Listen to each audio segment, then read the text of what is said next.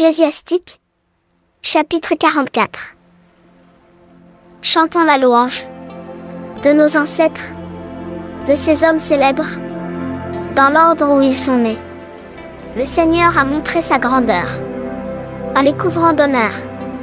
Depuis toujours, il y a eu des rois, qui ont dirigé leur royaume, des hommes, connus pour leur puissance.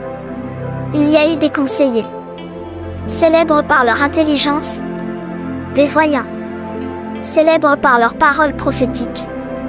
Il y a eu des chefs, qui savaient conseiller leur peuple, des princes, qui avaient une intelligence profonde. Ils instruisaient le peuple, par des paroles de sagesse. Il y a eu des compositeurs de musique, et des poètes. Il y a eu des gens, que leur richesse rendait puissants, et qui vivaient en paix dans leur maison.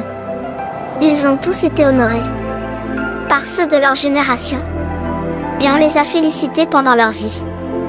Le nom de certains est resté célèbre, on chante encore leurs louanges, mais d'autres n'ont laissé aucun souvenir. On n'entend plus parler d'eux, comme s'ils n'avaient pas existé. C'est comme s'ils n'étaient jamais nés. Et c'est la même chose pour leurs enfants après eux. Voici nos ancêtres, ces hommes qui ont bien agi. Leurs bonnes actions n'ont pas été oubliées. Leurs biens sont allés à leurs enfants. Les enfants de leurs enfants ont reçu leur héritage. Grâce à eux, ces enfants ont été fidèles aux alliances. Leurs enfants, et les enfants de leurs enfants, existeront toujours. Ils resteront toujours célèbres. Leur corps repose dans la paix de la tombe, mais leur nom est vivant pour toujours. Les peuples parleront de leur sagesse.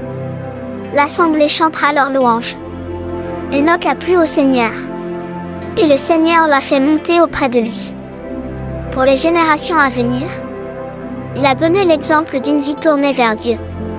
Le Seigneur a trouvé Noé parfaitement juste. Quand tout a été détruit, Noé est devenu le nouveau plan de la famille humaine. Grâce à lui, il y a eu encore des humains après le déluge. Le Seigneur a fait alliance avec lui pour toujours. Ainsi, plus jamais un déluge ne détruira les êtres vivants. Abraham est l'ancêtre célèbre d'une foule de peuples.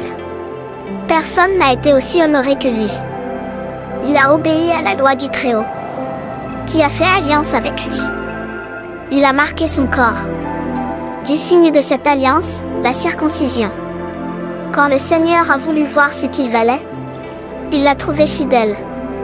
C'est pourquoi il lui a promis par serment de bénir tous les peuples, par les gens de sa famille.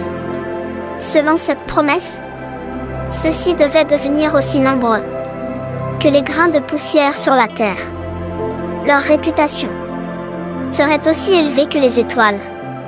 Ils devaient recevoir un pays allant de la mer Morte à la mer Méditerranée et de l'Euphrate à l'autre bout du pays. Le Seigneur a fait la même promesse à Isaac, à cause d'Abraham, son père. Ensuite, il a choisi Jacob, pour qu'il reçoive son alliance et sa bénédiction en faveur de tous les humains. Le Seigneur lui a donné l'assurance qu'il le bénirait. Il lui a accordé le pays à posséder. Il en a fait 12 parts, et il les a partagées entre les 12 tribus.